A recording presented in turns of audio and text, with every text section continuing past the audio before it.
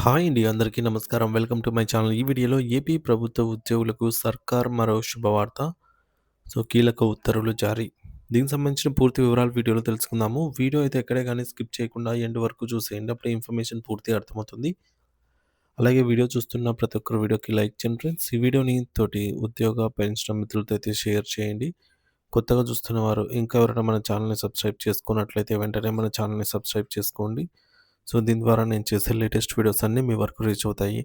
ఇక ఆలస్యం చేయకుండా వివరాల్లోకైతే వెళ్ళిపోదాము. ఫ్రెండ్స్ ఇక విషయానికొచ్చినట్లయితే ఆంధ్రప్రదేశ్ రాష్ట్ర ప్రభుత్వ ఉద్యోగులకు మరియు ఉపాధ్యాయులకు రాష్ట్ర ప్రభుత్వం వరుసగా తీపి కబుర్లు అందిస్తోంది. పెండింగ్‌లో ఉన్న సమస్యలను ఒక్కొక్కటిగా పరిష్కరించుకుంటూ ముందుకు వెళ్తున్న ప్రభుత్వం ఇప్పుడు మరిన్ని కీలక నిర్ణయాలతో ఉద్యోగ వర్గాల్లో నూతన ఉత్సాహాన్నయితే నింపుతోంది.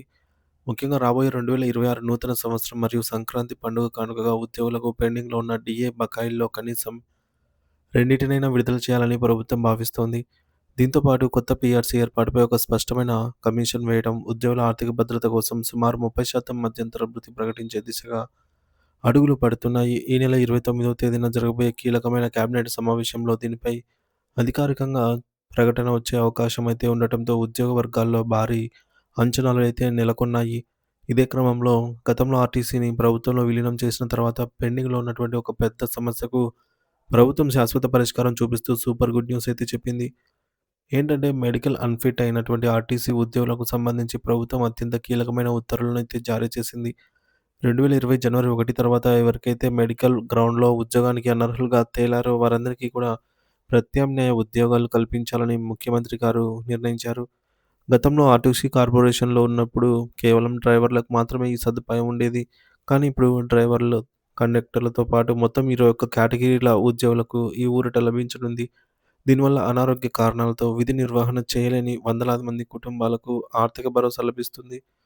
ఇక ప్రభుత్వం జారీ చేసినటువంటి తాజా ఆదేశాల ప్రకారంగా మెడికల్లీ అన్‌ఫిట్ అయినటువంటి వారికి అర్హతను బట్టి కండక్టర్, అలాగే రికార్డ్ ట్రేసర్, అసిస్టెంట్ మెకానిక్ లేదా శ్రామిక్ వంటి ఉద్యోగాల్లో అయితే నియమిస్తారు. ఒకవేళ ఆర్టీసీ విభాగంలో తగిన ఖాళీలు లేకపోయినా లేదా సదరు ఉద్యోగికి ఆ పని చేసే సామర్థ్యం లేకపోయినా సంబంధిత జిల్లా కలెక్టర్ల ద్వారా ఇతర ప్రభుత్వ శాఖల్లో వారి విద్యా అర్హతలకు తగినటువంటి ఉద్యోగాలను అయితే కేటాయిస్తారు. ఒకవేళ ఏ ఉద్యోగానికి కూడా అర్హత లేని పక్షంలో వారికి అదనపు మ్యాండేటరీ ప్రయోజనాలు అందించి గౌరవప్రదమైన వీడ్కోలు పలికేలాగా చర్యలు తీసుకోవాలని ప్రభుత్వం స్పష్టం చేసింది. మెడికల్ అన్‌ఫిట్ వల్ల వాలంటరీ రిటైర్మెంట్ వీఆర్ఎస్ తీసుకోవాలనుకునే వారికి కూడా ప్రభుత్వం ప్రత్యేక ప్యాకేజీని అమలు చేయబోతోంది. ఈ చారిత్రాత్మక నిర్ణయానికి సంబంధించి ప్రభుత్వ ప్రధాన కార్యదర్శి ఎండి కృష్ణబాబు గారు ఇప్పటికే అధికారిక జీవో జారీ చేశారు. దీనిపై అన్ని జిల్లాల కలెక్టర్లకు మరియు ఆర్టీసీ ఉన్నతాధికారులకు స్పష్టమైన ఆదేశాలు వెళ్లాయి. ప్రభుత్వం తీసుకున్న ఈ సానుకూల నిర్ణయం పట్ల ఆర్టీసీ ఉద్యోగ సంఘాలు హర్షం వ్యక్తం చేస్తున్నాయి.